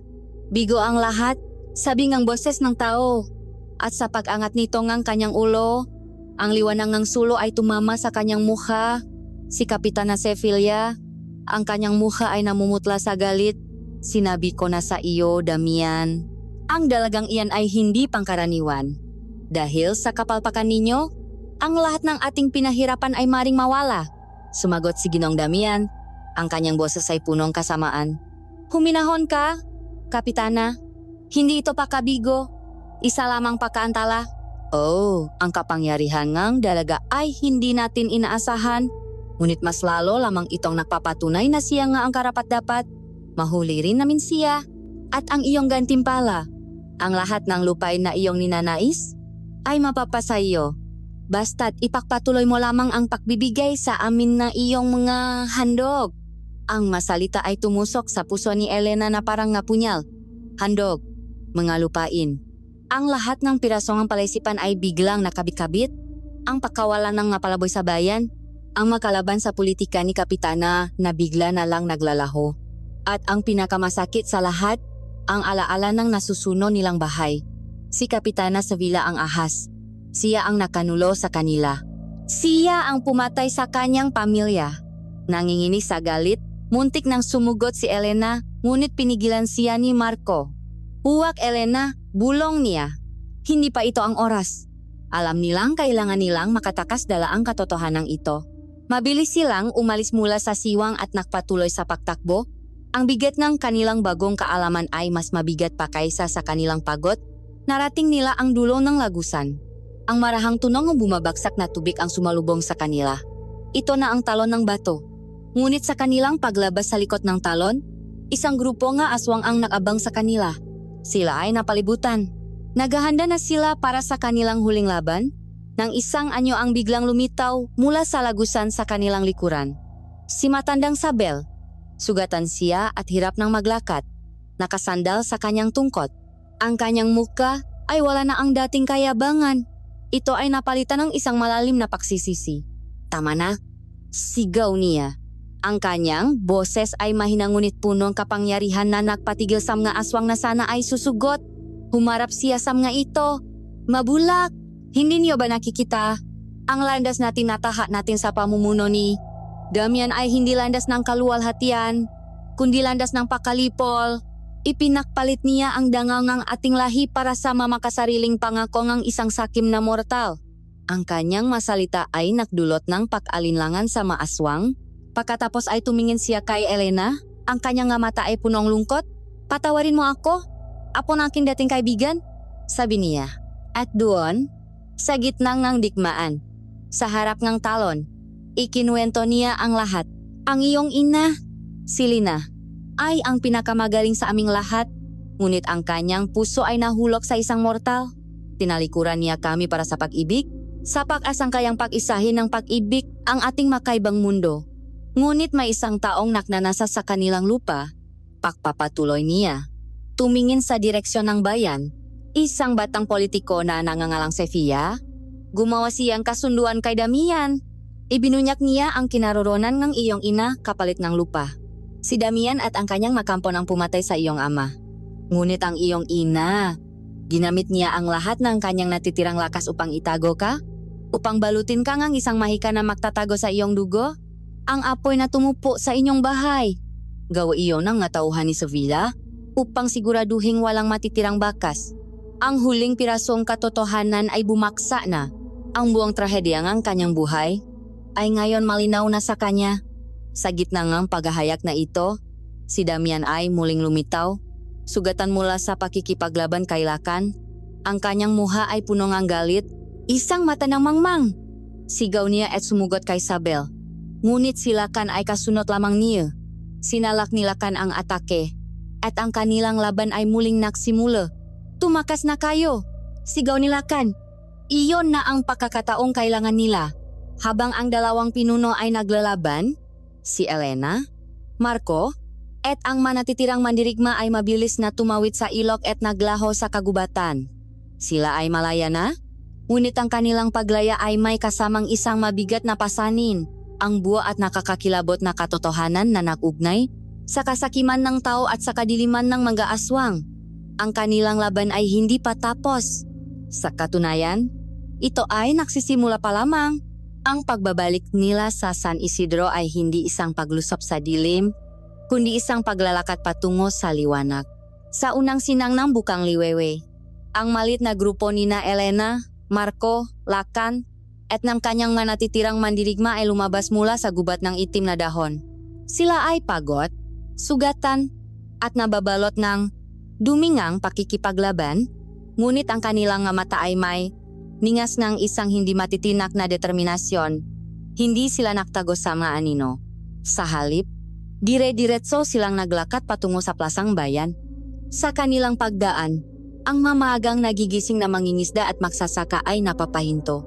Ang kanilang nga mata ay nanlalaki sa pakamanga at takot. Ang dalagang bandido, na dati ay isang alamat lamang na ibinubulong sa gabi, ay ngayon naglalakat sa kanilang harapan at sa kauna-unahang pagkakataon, walang takip ang kanyang mukha. At sa kanyang likuran, mga lalang na dati ay laman lamang kanilang pinakamasamang bangungot, ay naglalakat hindi bilang mamaninila, kundi bilang makawal na may dangal. Pagdating nila sa plaza, tumayo si Elena sa gitna at huminga ng malalim. "Nga taga San Isidro!" sigaw niya. Ang kanyang boses ay malinaw at malakas, umalingaw-ngaw sa buong bayan. "Ako si Elena, anak ni Nalito at Lina, na matagal niyo nang kinalimutan, at ako rin ang tinatawag ninyong dalagang bandido." Unti-unti, ang mga tao ay nagsilabasan mula sa kanilang nga bahay. Ang kanilang pag-usisa ay mas malakas kaysa sa kanilang takot. Hindi naktagal, dumating si Kapitana Sofia kasama ang kanyang nga personal na gwardiya. Ang kanyang mukha ay isang maskarang ang pakagulat na mabilis na palitang ng galit. "Ano ang kahulugang ito?" sigaw niya. "Isang kriminal at mahalimaw sa aking plaza. Magwardiya, dakpin sila." Ngunit bago pa man makakilos ang magwardiya, itinaas ni Elena ang ledger at ang makatitulo ng lupa. "Hindi kami narito para sa gulo, Kapitana," ganti ni Elena. "Narito kami para sa katotohanan. Ang napapal na ito ang katibayan ng iyong pagnanakaw sa aming malupain. At ang mga nilalang na ito sa aking likuran, itinuro niya sinalakan, ay ang katibayan ng iyong pakikipagsabuatan sa kadiliman na pumatay sa aming nga kababayan." Isang bulungan ng pakabigla ang kumalat sa mataw. Ikinuwento ni Elena ang lahat. Ang kasakiman ni Sevilla, ang kasunduan nito sa mga aswang, ang pag-alay ng mga buhay na kapalit ng kapangyarihan. Ang bawat salita niya ay tumatagos na parang isang patalim sa kasinungalingang matagal nang bumabalot sa San Isidro. Tumawa ng malakas si Kapitana Sevilla, isang tawang punong ang pabaliwan. "At sino ang paniniwalaan ninyo? Isang bandido? O ako, ang inyong pinuno?" Sa sandaling iyon, humakbang si Lakan. Ang kanyang anyo ay nakakatakot sa sikat ng araw, ngunit ang kanyang boses ay puno ng isang bigat at katapatan na nagpatigil sa lahat. Ang babaeng ito ay nagsasabing ang totoo. Sabi niya, ang kanyang mamata ay nakatuon sa mataong bayan. "Ako si Lakan, pinuno nga aswang ng gubat ng itim na dahon, at kinikilala ko ang kasalanan ng ilan sa aking nga pinuno. Sila, sa kanilang pagkagahaman sa kapangyarihan, ay nakipag-isa sa kasakiman ng inyong kapitana. Maraming buhay ang nawala, mula sa aming lahi at mula sa inyo. Ngunit ang panahon ng kadiliman na iyon ay tapos na. Narito kami ngayon hindi para manakit, kundi para itama ang isang pagkakamali. Ang pag-amin ng isang aswang, sa harap ng lahat, ay isang dago na hindi kayang salagin ni Kapitana Sofia." Ang kanyang makasinungalingan ay gumuho. Nakita nga matao ang katotohanan sa mga mata ni Elena at sa bigat nga salita ni Lakan. Ang takot sa kanilang mga puso ay napalitan ng galit. "Wala kayong patunay," huling sigaw ni Sofia. Ngunit sa pagudyo ni Marco, si Aling Sela, na ang asawa ay isa sa mga nawawala, ay lumabas mula sa karamihan. "Ang aking asawa," sigaw niya, lumuluha. Huli siyang nakita na kinukuha ang iyong matauhan. Isa-isa. Ang iba pang mga pamilya na may mga nawawalang kamag-anak ay nagsimulang magsalita. Ang plaza ay naging isang korteng bayan at ang hatol ay malinaw na. Desperada, sumigaw si Sofia sa kanyang magwardiya. "Sugurin sila! Patayin ang lahat!" Ngunit huli na ang lahat. Ang mga taong bayan, na ngayon ay armado ng galit at maitakmula, sa kanilang nabukit ay hindi na natakot. Sumiklap ang isang maikling labanan. Ngunit hindi ito isang digmaan, kundi isang paglilinis. Ang gwardiya ni Sofia, na nakitang wala na silang suporta, ay mabilis na sumuko. Ang manatitirang aswang na panik kay Damian ay madaling natalo ng pinagsanip na lakas ni Nalakan at ng mga magsasaka. Si Elena at si Kapitana Sevilla ay nakaharap sa gitna ng plaza. Sa huling pagkakataon, sinubukan ni Sevilla na saksakin si Elena, ngunit ang kanyang galaw ay mabagal at punong desperasyon. Madali itong sinala ni Elena. Hindi niya pinatay ang kapitana. Hinayaan niyang ang hustisya ng mga taong niloko nito ang humusga sa kanya. Ang pagsikat ng araw ay hindi na lamang isang ordinaryong umaga. Ito ay isang bagong simula.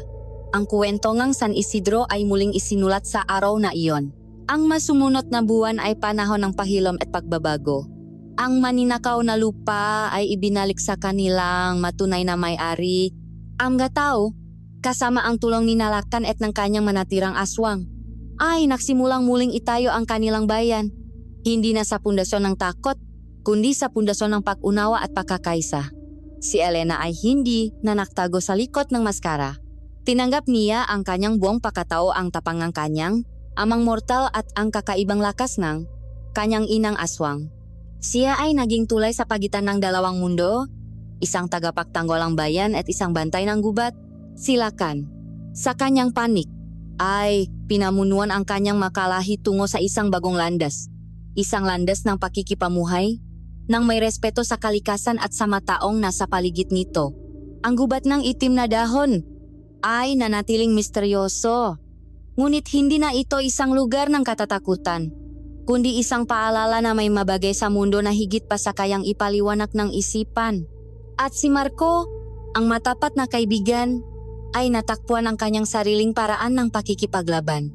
Gamit ang isang kwaderno at pluma, at kalaunan, isang lumang kamera, sinimulan niyang isulat at itala ang magkwento ng kanilang bayan, ang magkwento ng pagdurusa, ng paglaban, at ng hindi kapanipaniwalang pagbangon. Siya ang naging tagapag-ingat ng kanilang kasaysayan, ang tagapagsalaysay ng alamat. Ang alamat ng dalagang bandido, na minsan ay isang simbolo ng paghihiganti, ay ngayon isang kwento ng pag-asa, isang patunay na kahit sa pinakamadilim na gabi, ang isang maliit na bituin ay maring magbigay ng sapat na liwanag para hanapin ang daan patungo sa isang bagong umaga.